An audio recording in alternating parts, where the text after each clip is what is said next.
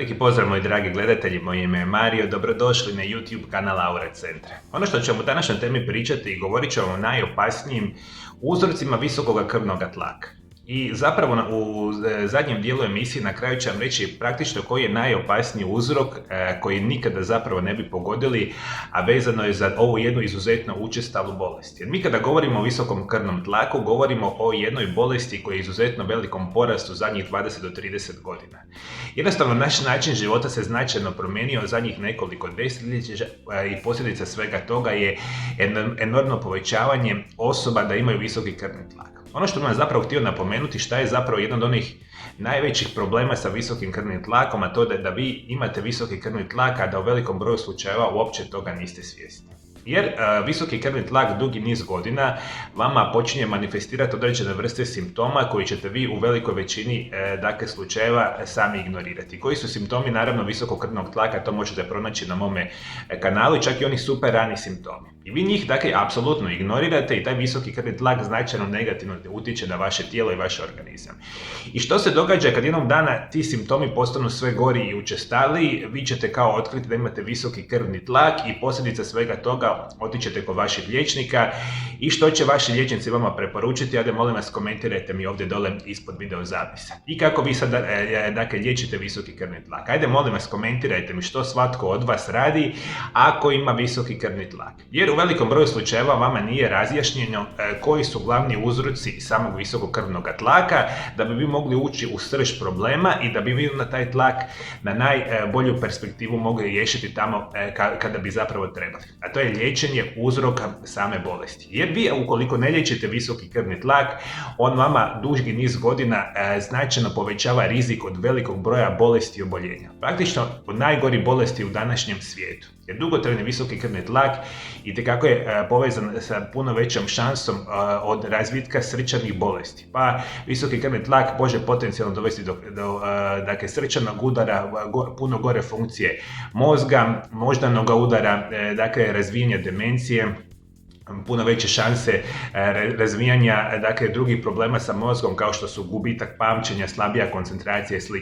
I ukoliko imate visoki krvni tlak duži vremenski period, znači da će vam djelovati na funkcioniranje vašeg oka, na funkcioniranje vašega bubrega. Mi kada govorimo o visokom krvnom tlaku koji se ne liječi dugo vremena, itekako imate šansu za razvijanje aneurizme, zastoja srca, blokiranih i puknutih čak krvnih žila, metaboličkog sindroma. To su skup poremećaji koji uzrokuje visoki kolesterol, inzulin, ateroskleroza i puno toga nama potencira šansa kada mi imamo visoki krvni tlak dugi vremenski period. I mi kada razmišljamo o visokom krvnom tlaku, on se razmišlja da ima dvije nekakve vrste koje su najčešće karakteristične. Prva je vrsta, i to ćemo govoriti o uzrocima, koja se naziva primarni visoki krvni tlak. Kod primarnog visokog ili krvnog tlaka ili hipertenzije ili esencijalne hipertenzije, ova vrsta visokog krvnog tlaka obično traje mnogo godina, da se razvije vjerojatno je rezultat načina života, okoliša i same dobi. Primarna hipertenzija, iako se to često jako slabo vodi računa o tome, nastaje, rekli smo, dugi niz godina. I to će biti od onih glavnih uzroka sjedilački način života, prekomjerna tjelesna težina, enormna količina stresa, hranu koju vi svakodnevno konzumirate dugi vremenski period, to je izuzetno loša hrana, potencira uzrok visokog krvnog tlaka. Onda da ne kažem godine života, nakon 50. pa nadalje, imate puno veću šansu od razvijanja visokog krvnog tlaka. To su neki simptomi koji uzrokuju primarnu hipertenziju. Kada mi govorimo o sekundarnoj hipertenziji, sekundarna hipertenzija može biti uzrokovana zdravstvenim problemom drugog tipa, određenim vrstama lijekova, genetska predispozicija razvija rizik od sekundarne hipertenzije, visok unos soli, pušenje, alkohol, prekomjerna tjelesna težina, stres i opet udjelna priča vezano za godine života i slično. I opet vezano je uz način života koji vi imate, previše sjedite, imate prekomjernu tjelesnu težinu, imate puno drugih bolesti koji kasnije potenciraju da se taj visoki krvni tlak itekako razvije. I onda imamo, rekli smo, primarni i sekundarni hipertenziju. Međutim, praktično najopasniji uzrok kojim vi nikada ne vodite računa o tome, a da razvijete visoki krvni tlak, biti će nešto što se naziva rezistencija na inzulin. Mi kada govorimo o rezistenciji na inzulin, dakle govorimo o onom specijalnom stanju koji se događa kada organizam dolazi do slabljenja perifernog učinka inzulina. Njegova glavna zadaća je olakšavanje prelaska šećera, glavne energetske sirovine u krvi u ciljana tkiva kao što su jetra, mišići i masno tkivo. Posljedica nedovoljnog perifernog učinka inzulina očituje se u pojačanoj proizvodnji i izlučivanju inzulina iz beta stanice gušterače, što onda iz te perspektive kao stabiliziramo razinu šećera u našoj krvi. I što se događa sa vremenom? A to se najprije razvija radi izuzetno loše hrane koje mi desetljeća gomilamo u našem tijelu. Ta rezistencija na inzulin se počinje javljati. I ona će značajno negativno djelovati na vaše krvne žile i to molim vas jako dobro mi sad slušajte. Rezistencija na inzulin značajno potencira da se vaše krvne žile sa vremenom počinju stvrdnjavati. One kada se stvrdnjavaju i ukručuju vaše arterije, remeti endotelni sloj vaših arterija što započinje stvrdnjavanjem samih arterija i kaskadni učinak kolesterola i kalcija koji se akumuliraju u samim arterijama. I upravo ta visoka razina inzulina u vašoj krvi značajno upalno djeluje na vaše krvne žile i potencijal svega toga je puno veća šansa razvijanja visokog krvnog tlaka. Dakle, način života, prehrana koju konzumirate, specijalno prehrana bogata sa šećerima, rafiniranim prerađenim ugljikohidratima, nezdravim masnoćama i slično, značajno potencira razvijanje same rezistencije na inzulin. I upravo iz te perspektive kratkoročno povećana koncentracija inzulina u krvi dovodi do neugodnih simptoma poput relativno nagle slabosti, drhtavice i subjektivnog osjećaja gladi, a dodatno se pogoršava nakon konzumacije obilnih obroka bogatih ugljikohidratima.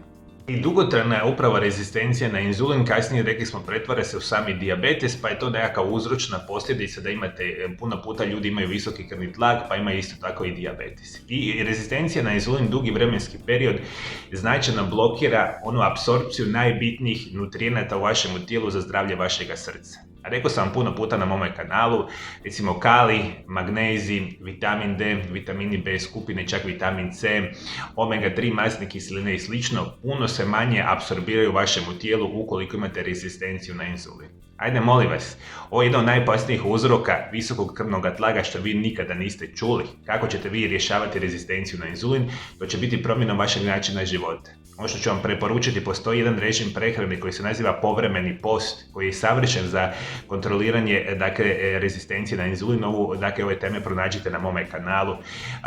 Ne samo da promjena načina života, nego značajno smanjivanje razine stresa, kontroliranje, rekli smo, tjelesne težine, pravilno spavanje i slično će vama koncentrirati, daće vam puno bolju šansu da vi kontrolirate visoki krvni tlak. Želite što manje unositi otrova u vaše tijelo, lošu prehranu, pušenje, alkohol, enormna količina lijekova i puno toga vama potencira da taj visoki krvni tlak je značajno gore u perspektivi. Ajde, molim vas, vodite računa o ovome jer je visoki krvni tlak velika opasnost, naravno, za vaše zdravlje. A svi moji dragi gledatelji preko društvenih mreža, na mome Aura Centar YouTube kanalu imate nekoliko tisuća video zapisa koje sam namijenio svima vama iz perspektive poboljšavanja vašega zdravlja na potpuno prirodan način. Sve što vi trebate ovdje dole ispod video zapisa, kliknite na onu ikonicu zvona koja se naziva Pretplati me i potpuno besplatno ćete postati dio jedne velike zajednice, mojih dragih pratitelja, mojih dragih gledatelja iz cijeloga svijeta, a ja kao i uvijek svaki dan ću vama dati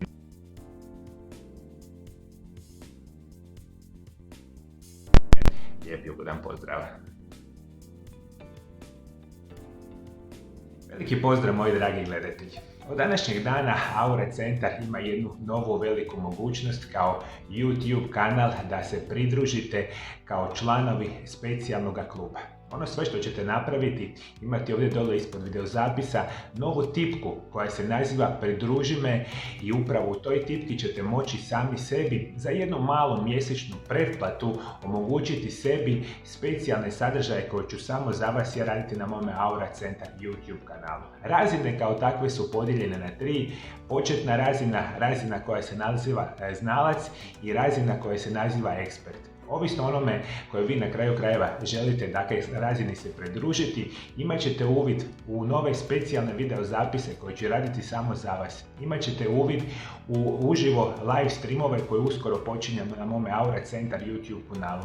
Imat ćete specijalnu mogućnost, konzultacija samo za vas, mene osobno, preko naravno YouTube kanala i što je jako važno za reći. Ovisno o kojoj razini se pridružite, imat ćete specijalne mogućnosti popusta, Aura centar, dakle liječenja ovdje kod mene u ordinaciji. Dakle, sve što trebate napraviti je ovdje dole da izaberete jednu od vaših razina, da na kraju krajeva izaberete ono što vama odgovara, a ja kao takav ću vam napraviti sve da bi vi imali specijalne, dakle, mogućnosti mene kao YouTube kreatora za sve vas. Međutim, svi ostali, naravno, koji se nećete pridružiti ovome specijalnom članstvu, ja i dalje ću normalno raditi video zapise i trudit ću se, dakle, pomoći svima vama, dakle, iz ove perspektive, dakle, medicine, zdravlja, liječenja, naravno i same rehabilitacije.